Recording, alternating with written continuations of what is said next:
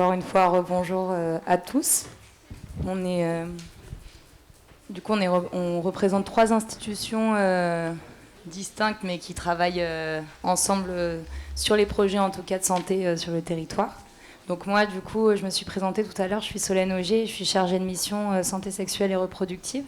Je fais partie du service prévention. On a 2 services, je pense que c'est important de préciser, mais on a deux gros services à l'ARS, donc la direction de la santé publique, dont je fais partie, et du coup, moi, je suis plus sur le volet prévention, accompagnement des associations et des projets, porteurs de projets. On a le côté offre de soins, du coup, qui va plus travailler avec le CHM, justement, sur la prise en charge, le dépistage, la prise en charge des personnes vivant avec le VIH. Voilà. Et du coup, je vais essayer d'être assez exhaustive sur ce qu'on essaie de mettre en place au niveau de l'ARS pour prévenir déjà, éviter les infections VIH et quand c'est le cas, dépister et accompagner le plus rapidement possible ces personnes-là. VIH et IST, dont je parlais notamment de l'hépatite B, qui est aussi un gros sujet de santé à Mayotte. Donc voilà, je vais laisser la parole à... Ok. Je ne me représente plus, donc juste peut-être avant d'aller sur ce qui se fait par l'un ou l'autre, c'est de revenir sur ce diagnostic du territoire que vous connaissez très bien. On est le plus jeune département dans tous les sens. Encore une fois, on vient de battre des records dans les naissances à Mayotte. On a une population très jeune, qu'il ne faut pas oublier. C'est assez important. On a aussi derrière un taux de chômage qui bat tous les records. On a aussi une question qui reste autour, en tout cas, de notre colloque. Cette histoire de désert médical, il ne faut pas l'oublier. J'en reviendrai un peu plus par rapport à nos équipes dans nos PMI, par exemple. Et on a tout simplement le milieu associatif et les collectivités. Tout ça pour vous dire, toutes nos politiques, tout ce que nous proposons, sans une coordination, sans une complémentarité, on n'y arrivera pas. La question de l'IREPS qui a été posée, on en reviendra, j'espère. En tout cas, moi, j'y tiens et j'en reparlerai au directeur de l'ARS. On ne pourra pas continuer sans cette institution ici. Il faut qu'on trouve une solution et rapide. Voilà les quelques mots d'introduction.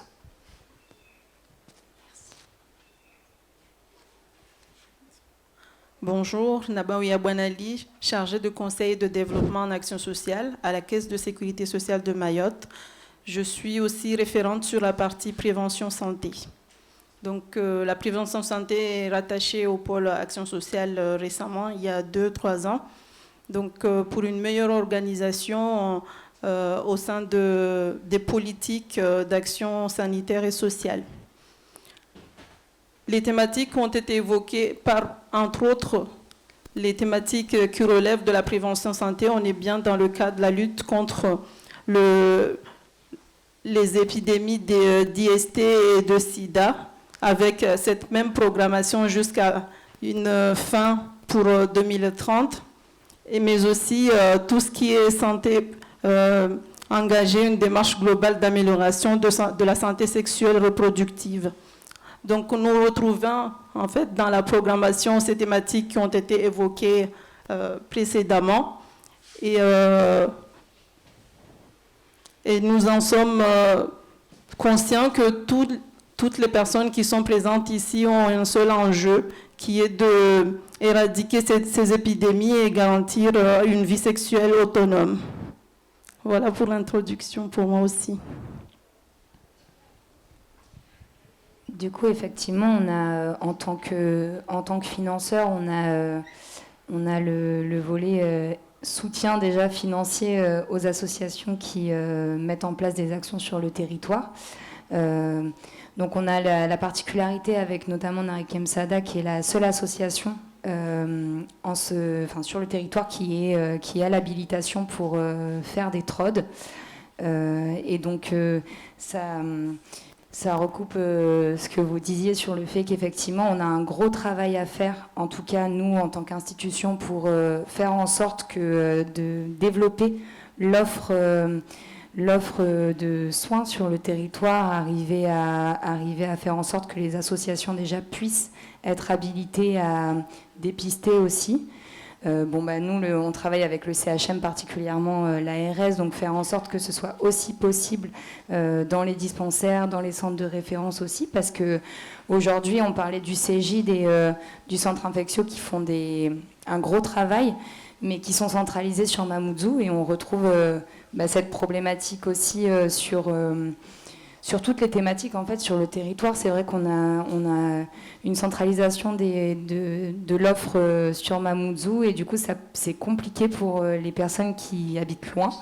Je l'ai remarqué aussi dans le cadre de la semaine du dépistage, parce que tous les ans, pareil, avec Narikem Sada, l'ARS organise avec Narikem Sada la semaine du dépistage du VIH et des IST, et quand on se déplace avec le camion et qu'on va voir les gens, qu'on leur offre du dépistage en aller vers, ils nous disent oui, mais pour se faire dépister c'est compliqué, on doit monter à Mamoudzou, on n'a pas de moyens de locomotion, si on paye le taxi c'est cher, ensuite on doit revenir, si on habite à Kanikeli ou à Bouéni, on doit rentrer chez nous, puis on nous recontacte pour revenir à Mamoudzou pour venir chercher nos résultats, et avec toutes les problématiques qu'on connaît sur les personnes qui ont peur c'est une réalité aussi, qui refusent aussi l'accès aux soins par peur d'être aussi renvoyés aux Comores notamment, ou à Madagascar. Et donc du coup on a vraiment pour nous la priorité, c'est de pouvoir aller à la rencontre de ces populations-là et pouvoir leur proposer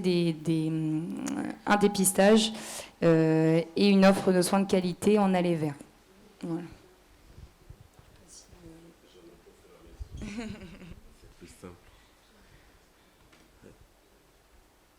Donc, on a, pour revenir un petit peu sur la partie conseil départemental, je disais, on a un gros service, une grosse direction qui est un peu plus éclatée sur le territoire, on n'est pas que sur la zone Mamoudzou, donc c'est tout ce qui est autour de la PMI.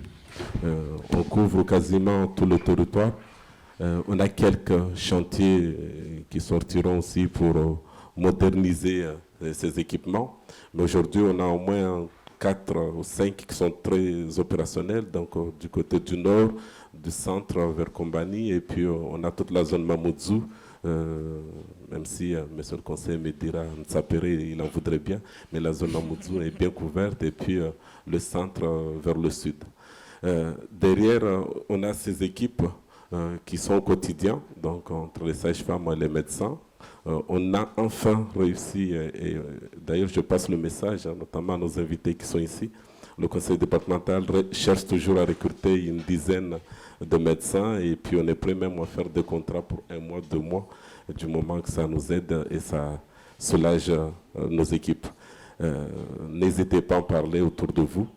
Donc je disais, nos médecins et nos équipes dans les PMI sont les premiers, en tout cas en termes d'accueil des familles. Donc on accueille aussi bien la femme enceinte et puis la jeune maman. Et dans cette nouvelle politique, c'est aussi mettre en place des espaces parentalité, et avec un bus ou 2 bus mobiles pour aller dans les villages les plus éloignés de Mayotte, pour vraiment parler de la parentalité, et ça sera aussi non seulement de l'information, de la prévention, mais surtout détecter les signes de faiblesse pour un meilleur accompagnement. Donc derrière, on fait le lien bien entendu avec le CHM, on fait le lien avec la CCSM. La CCSM, on va proche avant la fin du mois. d'ailleurs conventionné avec la CCSM pour confirmer le travail que nous faisons au quotidien pour que la CCSM puisse aussi participer financièrement, puisqu'une bonne partie des personnes que nous accueillons sont aussi des allocataires, c'est comme ça que vous dites chez vous, des allocataires et qui ont des droits, donc la CCSM doit prendre en charge, donc on va confirmer tout ça officiellement. Mais il y a toute une partie de la population qui n'est pas prise en charge financièrement et du coup, entre guillemets, médicalement, ça peut coûter très cher au conseil départemental. Ça fait partie des discussions que nous avons enclenchées avec le directeur de l'ARS, le nouveau en tout cas, et le directeur du CHM. Nous allons, dans les prochains mois, aussi dégager des pistes d'action communes et probablement mobiliser l'ARS sur le financement de ces personnes qui n'ont pas, entre guillemets, de droits ouverts. Donc voilà sur cette partie PMI. Sur l'autre volet de l'action sociale du conseil départemental, on a nos services, cette partie accompagnement des personnes les plus fragiles qui ne sont pas forcément du côté de la PMI. Donc nous allons conventionner d'ici le mois prochain avec l'ensemble des CCS de Mayotte aussi pour faire un premier travail. On se rend compte que l'information qui arrive dans les familles, qui arrive dans les quartiers aide mieux et qu'on arrive à mieux accompagner après la population. L'accompagnement, ce n'est pas que le conseil départemental, encore une fois. Donc une orientation vers la CCSM, une orientation vers les associations, une orientation vers le CHM, c'est déjà beaucoup dans certains cas. Après, derrière tout ça, les droits, essayer d'ouvrir des droits à des personnes qui sont, en tout cas, dans les, on va dire, dans la réglementation des personnes qui peuvent avoir ce droit-là, aidera aussi le territoire, parce qu'aujourd'hui, il y a beaucoup de personnes non affiliées, malgré tout, par méconnaissance de leurs droits. Donc, on va accentuer. Derrière, on va s'appuyer beaucoup, en tout cas, moi, ce que je donne comme orientation, du tissu associatif sur cette question médico-sociale. Narkem Sada, on a déjà une première, deuxième réunion. Je voudrais bien repositionner comme un partenaire incontournable sur cette partie-là auprès de nos équipes PMI et des équipes de proximité. Derrière aussi, c'est tout simplement nos équipes au quotidien, puisqu'on a toute une partie des antennes de proximité, les UTAS, qui, pour moi, doivent faire encore mieux que ce qui a été fait jusqu'à maintenant pour aller vers la population, pour développer le travail de partenariat avec les collectivités et les associations locales. Et puis, j'insiste sur juste une petite partie. Ici, sans la complémentarité, sans la collaboration entre les trois ou les quatre, puisque je rajouterai même la préfecture, et donc l'ARS, CD, CCSM et la préfecture sur ces questions-là, les préfectures côté gouvernement, côté État. Donc sur ces questions-là, on n'y arrivera pas. J'entends trop souvent les partenaires se renvoyer la balle, je préfère le dire comme ça, alors que nous travaillons pour cette population, nous travaillons pour aider l'ensemble de nos concitoyens. Donc s'il est temps qu'ensemble, qu'on continue ce travail qui est lancé. J'insiste et je le dis encore une fois sans complexe, il ne sert à rien de se renvoyer la balle. Ici, on est sur le département le plus pauvre, on a besoin de tout le monde. La complémentarité nous rendra plus forts. Est-ce que je peux juste préciser, pour compléter, on travaille, en tout cas moi dans le cadre de mon travail, je travaille beaucoup avec les équipes de la PMI et sans les sages-femmes de la PMI, notamment sur la semaine de la contraception et sur la semaine du dépistage des IST où elles ont été mobilisées toute la semaine, on n'aurait pas pu faire grand-chose. Donc vraiment, elles sont importantes sur le territoire. Elles sont importantes sur le territoire et pour les actions de l'ARS aussi, parce qu'elles se mobilisent à chaque fois qu'il y a besoin de se mobiliser. Et merci. Au niveau de la CSSM, en fait, je souhaiterais rappeler les dispositifs qu'on accompagne dans le cadre de la prévention santé, notamment sur la santé sexuelle. Donc, il faut savoir que la CSSM est un organisme qui accompagne financièrement et techniquement les associations qui œuvrent dans ce domaine-là. Les objectifs ou les actions qui sont visées ont plutôt comme objectif de développer et de promouvoir la santé, l'éducation à la sexualité.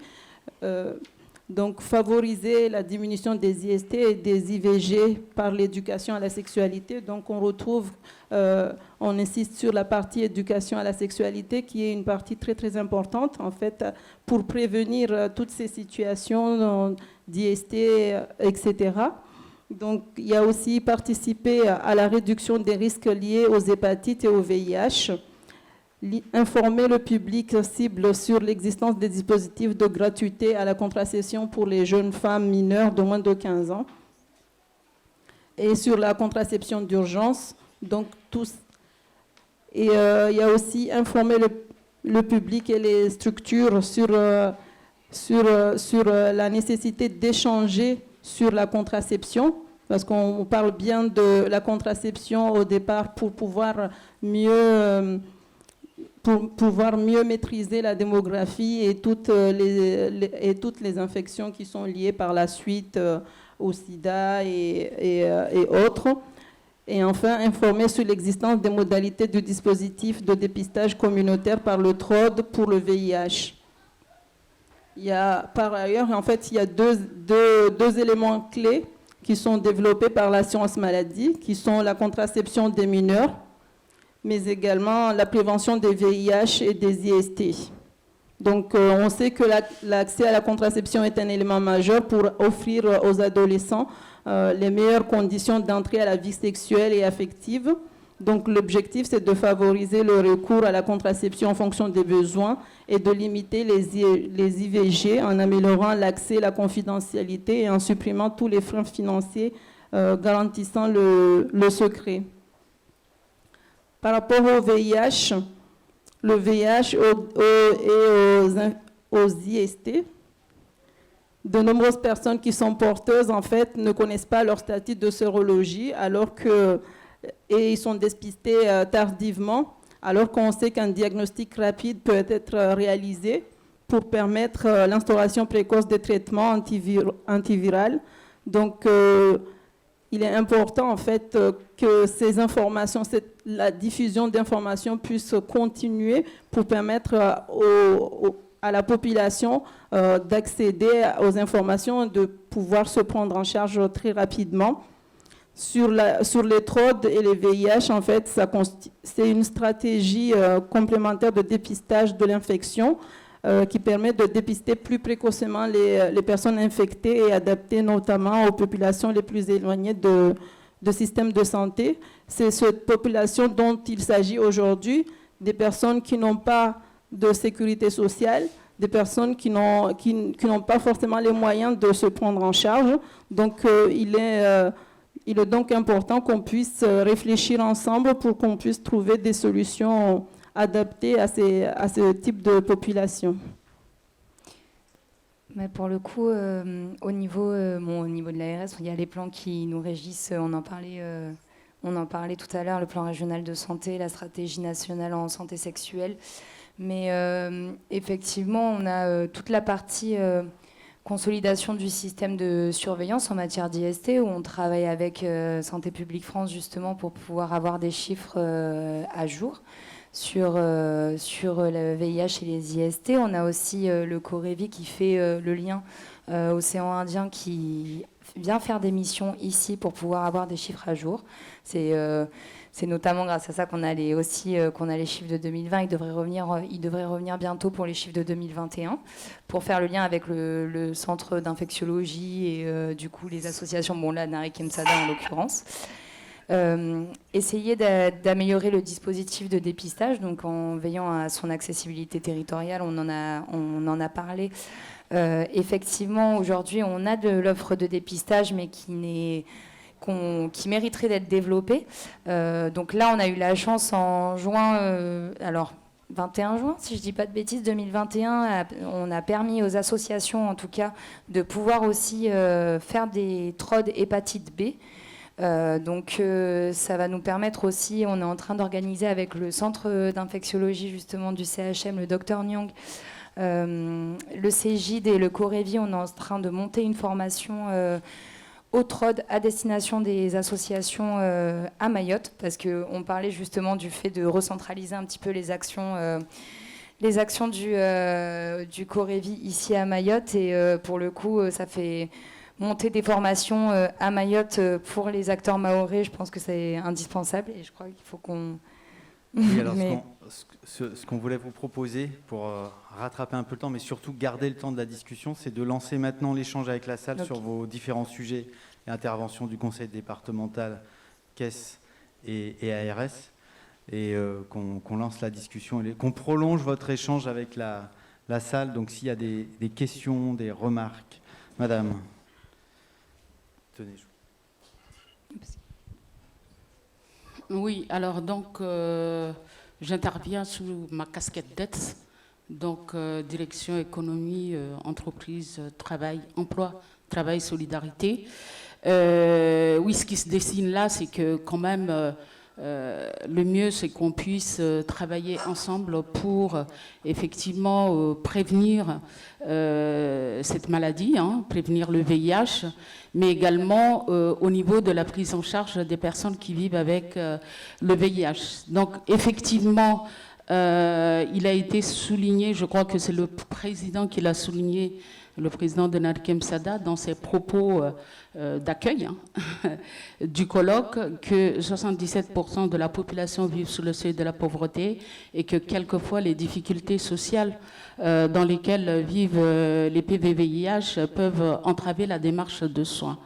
Alors, moi je dirais que d'abord, le partenariat avec Nariké Moussada a été formalisé puisque nous allons leur permettre donc de recruter une compétence de travailleur social pour pouvoir proposer à ces personnes un accompagnement social global, dans la globalité, faire le lien avec tous les dispositifs qui existent sur le territoire.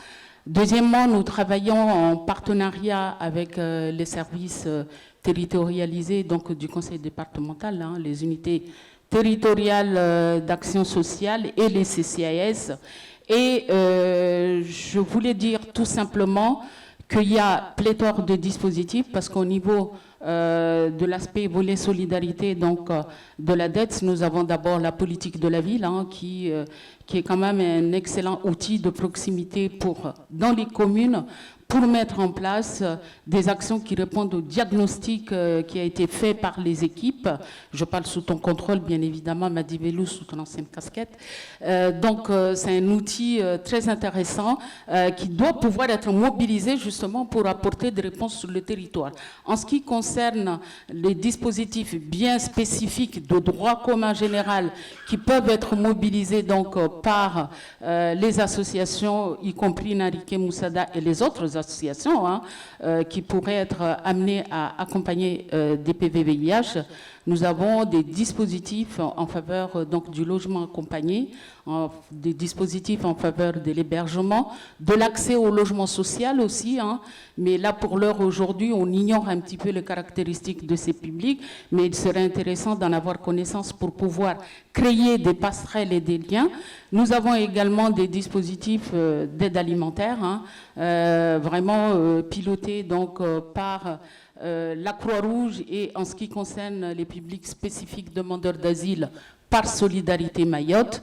Nous avons également, on a parlé beaucoup d'accès aux droits tout à l'heure, nous avons un dispositif maraude sociale géré par la Croix-Rouge, spécialement axé sur l'accompagnement, l'accès aux droits. Donc c'est un dispositif itinérant qui peut là encore être mobilisé par tout à chacun, donc par ce public en l'espèce. La Croix-Rouge monte un dossier et se met en relation avec les acteurs institutionnels d'accès aux droits pour faciliter justement tout simplement l'accès aux droits. Voilà. Par ailleurs, les personnes vivant avec les VIH n'étant pas tous malades, il y a certains qui peuvent travailler.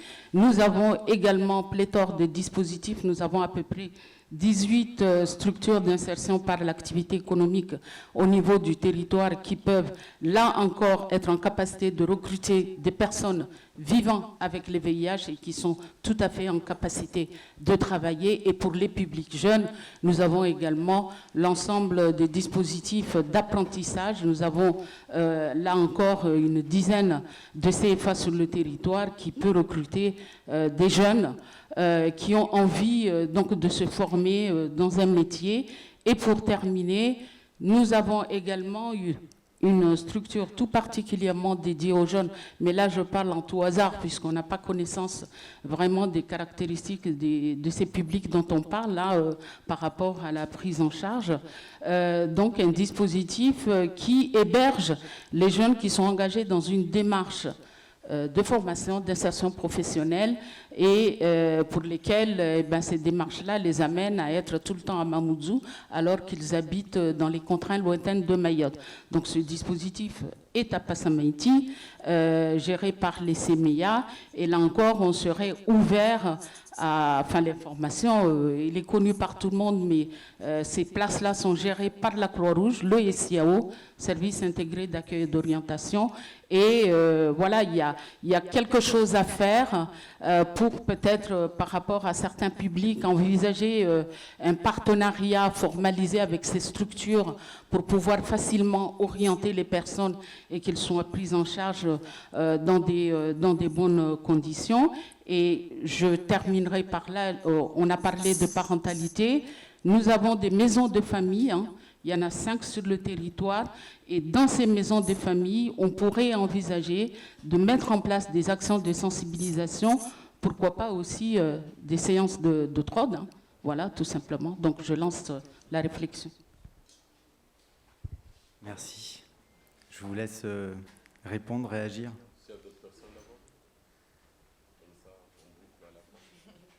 Pardon. Merci. Moi, je ne vais pas être long du tout. Il y a pas mal de choses qui ont déjà été dites. Moi, je voulais juste revenir sur un truc. Quand j'ai entendu diagnostic, je m'attendais un peu à ce qu'on nous présente l'aspect territorial, et c'est ce qui crée justement cette rupture liée à la santé. Parce que pour nos invités, surtout qui viennent de la métropole et qui n'ont pas cette connaissance du territoire, il faut qu'on revienne sur des éléments clés quand même de diagnostic, à savoir que plus de 40% de la population de notre département n'est pas affiliée à la sécurité sociale. Déjà, pour moi, c'est la première entrée par rapport justement à cette rupture de soins. Ça, c'est les derniers chiffres. Il faut savoir que moi, ce qui nous interpelle en tant que décideurs de temps en temps, c'est le fait qu'on travaille sur une population qui augmente de 3,8 par an avec des éléments de 2017. Le dernier recensement sur lequel on se base pour les collectivités, pour tout ce que nous mettons en place ici, date de 2017. Il faut savoir que nous avons un peu plus de 10 000 naissances chaque année sur le territoire. On ne sait même plus quantifier le nombre de personnes qui rentrent de manière illégale. Et ce sont peut-être ces personnes-là sur lesquelles il faut mettre en place une vraie politique publique d'accès aux soins et de santé. Ces personnes-là n'ont pas accès justement à la santé. Sur les derniers éléments qui ont été publiés par la préfecture, il y aurait a priori un peu plus de 82 000 titres de séjour sur le territoire, 56 000 personnes avec un salarié plutôt sur le territoire. Ça veut dire que toutes les autres personnes, sont exclues, soit de l'économie, soit de la santé. Et c'est à partir de ces entrées-là qu'on aurait aimé avoir un diagnostic et commencer à proposer des solutions. Moi, je vais peut-être enlever tout de suite ma casquette d'élu et prendre celle de travailleur social, parce que je suis travailleur social avant tout. Sur le terrain, on a tendance à accompagner des gens qui surtout sont en rupture de santé par rapport aux questions de précarité. Ce sont ces personnes-là, pour moi, qui nous semblent prioritaires. Pendant les 2 ans qu'on suivi sur la crise sanitaire, on a toutes ces personnes-là qui nous disent de manière très claire, on ne peut pas circuler, on n'a pas de transport en commun, donc il faut qu'il y ait une coordination, pas forcément entre les acteurs de la santé publique, mais avec les collectivités, avec les services de l'État, il n'y a pas de transport en commun. Donc qu'est-ce qu'on met en place pour accompagner justement ces personnes qui sont éloignées du centre hospitalier et des structures qui sont sur Mamoudzou. Et pour revenir même sur Mamoudzou, il faut savoir que un tiers de la population du département réside sur Mamoudzou. La majorité des problématiques sociaux du territoire sont autour de Mamoudzou, Koungou et de l'agglomération de la Kadema. Donc, il y a besoin d'amplifier un peu le dispositif sur ces territoires-là parce que ce sont les zones où il y a le plus de difficultés. Aujourd'hui, moi, je prêche aussi pour ma paroisse. Moi, je suis habitant du canton de Mamoudzou 2, de Mtsapéré. On a justement le local qui héberge l'IREPS, qui est fermé depuis un certain nombre de temps. Si mon grand frère Aïnou m'écoute ici, moi, je milite pour que l'IREPS déménage et fasse don de ses locaux au CHM pour que le centre de consultation de Mtsapéré puisse se multiplier par rapport au nombre d'habitants, parce qu'il faut savoir que juste sur cette localité de Mtsapéré, il y a quand même 26 000 habitants, avec un hôpital de proximité qui est le dispensaire, l'ARS qui est fermé, le centre médico-social qui est fermé depuis 4-5 ans. Et c'est vrai que les gens de Mtsapéré, même s'ils ont cette proximité avec Mamoudzou, ne vont pas vers ces services-là. Vous pouvez même demander aux organisateurs ici, Nale Kemsada qui est dans Mamoudzou, qui est dans Mtsapéré, et les gens de Mtsapéré n'y vont pas.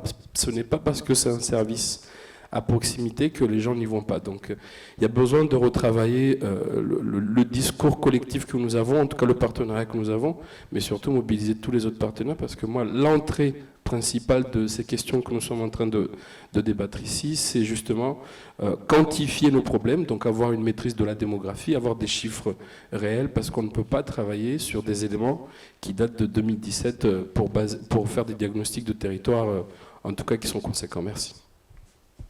Merci. Il y avait une autre prise de parole, je crois. Tout au fond, je crois bien. Non, il y a une main qui s'est levée. Oui, c'est madame. Vous avez changé d'avis? Bon, ben, ça sera Rida.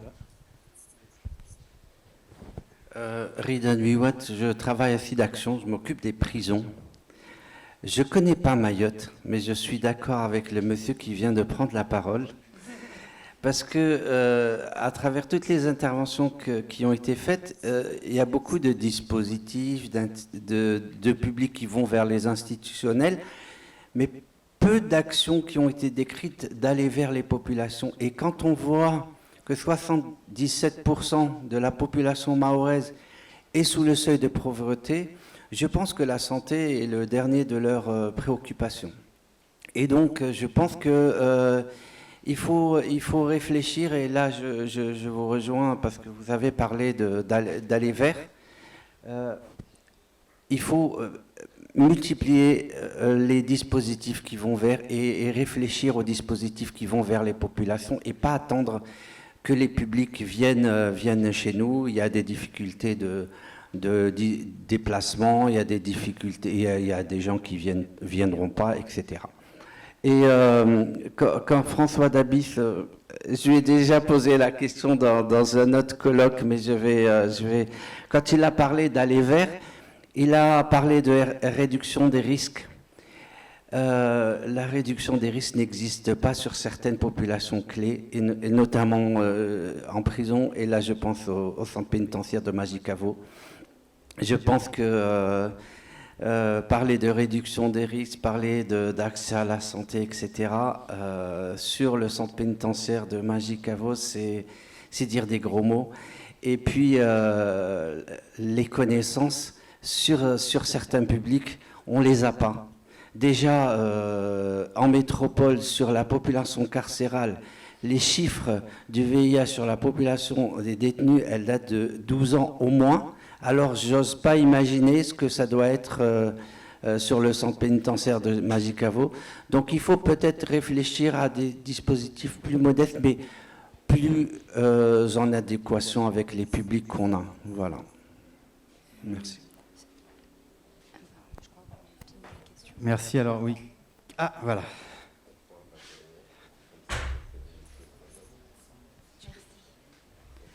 Bonjour, Sonia Audrin, je suis l'infirmière du lycée agricole de Coconi à proximité. Voilà, moi je rebondis sur ce qu'a dit le monsieur d'avant et le monsieur d'encore avant. Je suis totalement d'accord avec ce que j'ai entendu. Je travaille dans un lycée sans médecin, sans psychologue et sans orientation possible, avec un public, je dirais, à hauteur de 70% de personnel d'enfants sans papier. qui n'ont aucune capacité de se déplacement. Pour une grande partie d'entre eux, leur famille pas sur le territoire, ont une peur bleue d'être sans arrêt attrapés et effectivement n'ont pas d'argent même pour acheter un Doliprane. La question de santé, je fais des orientations, je la mets dans la voiture, j'essaye de faire ce que je peux en qualité d'infirmière, mais à travailler sur la sphère psychologique, sociale, c'est extrêmement complexe. Maintenant, par rapport au diagnostic territorial, vous avez évoqué que Mayotte est composée de personnes extrêmement jeunes. Une grande partie d'entre elles ne sont pas d'ici. Et je suis assez étonnée, si vous voulez trouver ces jeunes à un moment, ils sont dans les établissements scolaires, je crois. Et je suis assez étonnée que dans le diagnostic territorial, il n'y ait pas d'intervenants du monde de l'école, parce que les 50 infirmières, alors moi je fais partie du ministère de l'Agriculture et je suis seule, mais il me semble qu'il y a 50 infirmières du rectorat. Je ne sais pas s'ils ont un médecin, des psychologues et des assistantes sociales, mais je crois que les gens qui voient ces personnes jeunes sont dans les établissements. Pour ma part, la pilule du lendemain, les préservatifs et tout ce que vous avez évoqué, monsieur, la promotion de la santé. Voilà, moi j'ai un master dans cette thématique-là et dans les politiques sociales et de santé publique. Donc c'est quelque chose, c'est mon quotidien. Je dirais que c'est au moins 40% de mon travail. Merci. Ok. Il y a une main derrière, encore, ou bon? Il y a encore une main, et puis ensuite on prendra les réponses avant la pause. Pardon, merci. Bon, c'est Madame Daoma. Donc moi, je voudrais, parce que tout a été dit ici, je suis entièrement d'accord. Par contre, sur le terrain, parce qu'il y a la question de la sensibilisation. Pour moi, les structures, il y en a. Il y a maintenant, la vraie question pour moi, comment faire entre partenaires pour qu'on mène ces missions-là, qu'on puisse les faire. J'insiste sur le suivi des grossesses, par exemple, le parcours patient. Ça, c'est un gros problème, que ce soit au niveau du VIH ou les femmes enceintes, c'est un vrai souci. Quand la PMI, parce que la PMI, on a quand même 21 points de consultation, c'est de structures de proximité. Et les sages-femmes sont là. Il y a les infirmières qui s'occupent des mamans aussi, parce qu'on fait les vaccins. Donc, la vraie question, comment faire, parce qu'avant la mission, la définition première de la PMI, c'est quand même la protection maternelle et infantile. Donc, ces missions sont nos missions régaliennes. Et ces missions-là, elles sont faites. Le seul souci, c'est que sur le terrain, il n'y a pas de cohésion. On fait plusieurs réunions ensemble. Après, il n'y a pas de coordination. Le lendemain, tout change. Il y a aussi les questions quand même à Mayotte aussi. Ici, aujourd'hui, on sait les conflits, tout ce qui se passe sur le terrain, qu'on ne se sent pas en sécurité. Et ça, c'est un vrai souci. Parce que les patientes qui ne sont pas affiliées, la PMI ne connaît pas. On prend tout le monde. On ne demande pas si on est affilié ou pas, mais on prend tout le monde. Donc, au niveau de la PMI, ce n'est pas la question. La question, c'est de voir entre partenaires comment mener nos missions à bien. Comment pouvoir sensibiliser. Avant, on savait qu'il n'y avait que Mayotte Première. Il n'y avait que une radio. Aujourd'hui, il y a plusieurs chaînes, donc plusieurs réseaux, et ça pose problème. On se demande comment faire réellement pour atteindre la population, parce que les jeunes qui sont au collège, les établissements scolaires, on sait qu'ils sont touchés, alors qu'il y a une grande majorité qui se trouve dans les bangas, les hauteurs. Comment faire pour toucher cette population-là? La question est là pour moi. Merci. Bien. Je vais essayer, j'ai entendu beaucoup de choses, mais dans le diagnostic qu'on a présenté ici, qu'on a voulu rapide, c'est tout simplement parce que la situation, en fait je l'ai dit en introduction, que monsieur le conseiller, vous connaissez très bien. Il y a même un côté sur ce diagnostic que vous n'avez pas mis en avant, que je voudrais rappeler.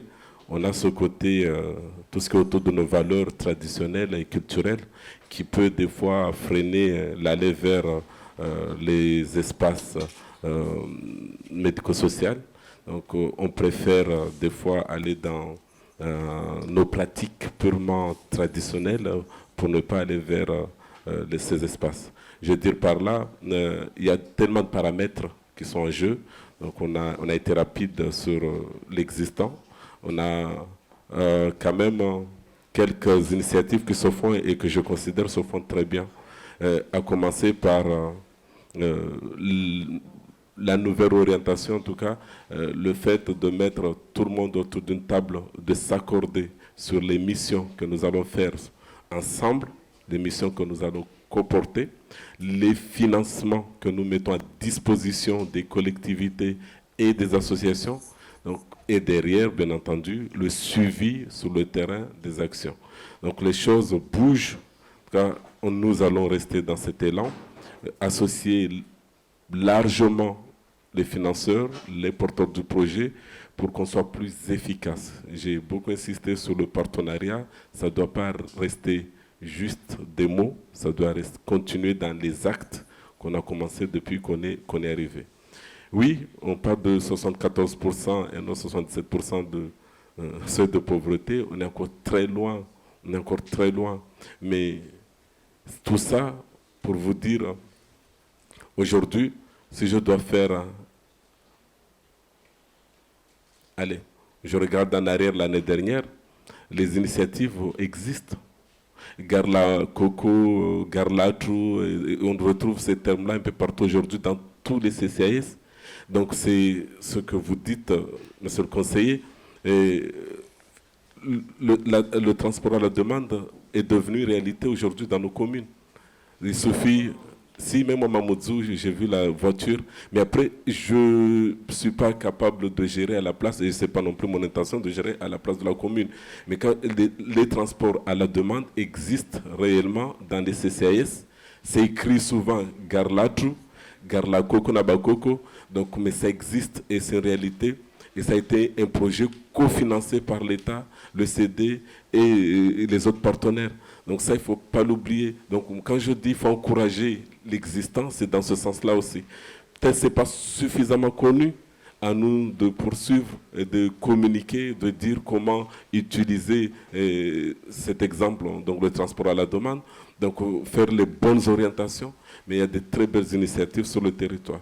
Donc madame a pris l'exemple de parcours d'une femme enceinte, mais tout ce que j'ai dit qui vont arriver aujourd'hui reste sur cette partie PMI, avec des bus mobiles pour aller dans les villages. L'objectif est très simple. Nous allons conventionner prochainement avec le préfet sur la stratégie nationale de prévention et protection de la petite enfance. Et l'une de ces actions, c'est de toucher et d'aller chercher les personnes pour que les fameux 1000 premiers jours de l'enfant soient une réalité aussi sur ce territoire. Parce que beaucoup d'enfants nés dans nos hôpitaux, on les perd à un moment donné, puisque les gens, des fois, oublient de venir vers nous pour la vaccination. Donc, derrière, c'est aussi un système d'organisation et d'échange de pratiques entre le CD et le CHM qui s'installe, qui va permettre de mieux accompagner, mieux suivre la population. Donc, aujourd'hui, je suis confiant. On est sur une belle journée, encore ces quelques journées vont nous aider à mieux voir sur cette partie de l'accès aux droits des personnes autour de VIH, autour des hépatites, mais c'est plus large en fait, c'est pas que sur cette partie-là, c'est plus large, ça englobe vraiment tous les sujets autour de l'accès aux droits sur ce territoire, parce que pour moi tout est lié, c'est pas une question d'une partie, hein, parce que là on est rentré sur la partie médicale, mais les autres parties qui vont aider et qui vont peut-être même soulager le corps médical. Donc, merci. Merci. Alors juste, je vais vous laisser répondre. Ce que l'on va faire, c'est qu'on va supprimer la pause, on va enchaîner directement ensuite après vos réponses avec Virginie Supervie et on fera la pause déjeuner à ce moment-là. Voilà. Donc je vous donne 2-3 minutes chacune et puis ensuite Virginie et après au déjeuner je pense qu'on pourra revenir là-dessus. Tout est lié mais il ne faut pas dire que... Enfin, je ne vais pas rentrer dans le débat en tant que modérateur. Voilà. Donc moi je vais essayer de répondre au niveau de l'ARS aux différentes questions. Effectivement, peut-être que je n'ai pas été assez claire, mais je l'ai dit tout à l'heure quand j'ai parlé de l'accès à la contraception gratuite pour les 25 ans. Pour les personnes qui sont âgées de 25 ans et moins, et également sur le labo sans ordo, on a la problématique effectivement des non-affiliés. D'où le fait qu'on développe des actions d'aller vers, donc notamment avec la PMI, dans le cadre du contrat local de santé, notamment qui a été signé récemment avec la commune de Mamoudzou. Il y a un projet qui est en train de se mettre en place justement de camions consultation contraception, parce qu'on parle, là si on parle de santé sexuelle au sens large, on s'est rendu compte qu'effectivement l'aller vers c'est ce qui fonctionnait, donc du coup même sur la semaine du dépistage des IST, il y a des camions avec les sages-femmes de PMI qui sont allés dépister dans les quartiers. Narikem Sada va recevoir son camion, le CEGID va également recevoir son camion. Justement, on est en train de développer les possibilités d'aller vers la population avec des camions qui sont équipés justement pour pouvoir faire du dépistage dans le cadre du VIH, mais aussi de l'offre de soins de manière générale, que ce soit les consultations contraception, que ce soit aussi le dépistage des cancers aussi avec Redeka. Enfin voilà, on a plusieurs dispositifs justement d'aller vers qui se déploient de plus en plus parce qu'on a conscience que la population ne peut pas ou peut se déplacer, parce qu'on a conscience que les gens ne sont pas affiliés et qu'ils ont peur de se déplacer également, et on essaie justement de développer ça sur le territoire. Pour la question de ce qui est mis en place dans le centre pénitentiaire de Majicavo, systématiquement, les détenus, en arrivant au centre pénitentiaire, sont dépistés de toutes les IST. On travaille, et notamment Narikem Sada travaille avec Philippe Catherine, qui est le directeur du SPIP, et qui est très enclin à ce qu'on propose. Ils ne le font pas systématiquement. En tout cas, et où est passé mon CEF? C'est proposer ou dépister? Proposer. Il n'écoutait pas. Je parlais du SPIP et du fait que les détenus, en tout cas, ont accès au dépistage. Mais Philippe Catherine me disait qu'ils étaient systématiquement dépistés à l'entrée en centre pénitentiaire. Oui, voilà, c'est ça. À l'entrée, ils sont systématiquement dépistés, pas pendant, effectivement, mais Narikem Sada va au centre pénitentiaire tous les mercredis justement pour faire de la sensibilisation dans le cadre de la semaine de la contraception, de la journée de lutte contre les violences faites aux femmes. Taslima, notamment la déléguée régionale aux droits des femmes et des enfants, a pu assister aussi à des sensibilisations qui sont faites sur la santé sexuelle, sur la place de la personne détenue dans le cadre des violences conjugales, comment on se positionne en tant que parent. Enfin, il y a des choses qui sont mises en place au niveau du centre pénitentiaire. Il y avait une autre question, mais du coup, j'ai essayé ça pourra se faire de manière exhaustive. Pendant le déjeuner autour. En tout cas, voilà, ce qu'il faut retenir, c'est que justement, on a compris qu'il fallait aller au-devant de la population et qu'on développe des dispositifs d'aller vers avec les associations et le CHM pour justement offrir aussi cette offre aux personnes qui ne peuvent pas se déplacer. Madame, si vous voulez... Non, on va s'arrêter là. Je vous remercie, je remercie les intervenants, je remercie toutes les questions. Ça donne une bonne idée des enjeux, parce que je suis comme Rida, je ne connais pas Mayotte, mais je connais d'autres territoires, c'est intéressant.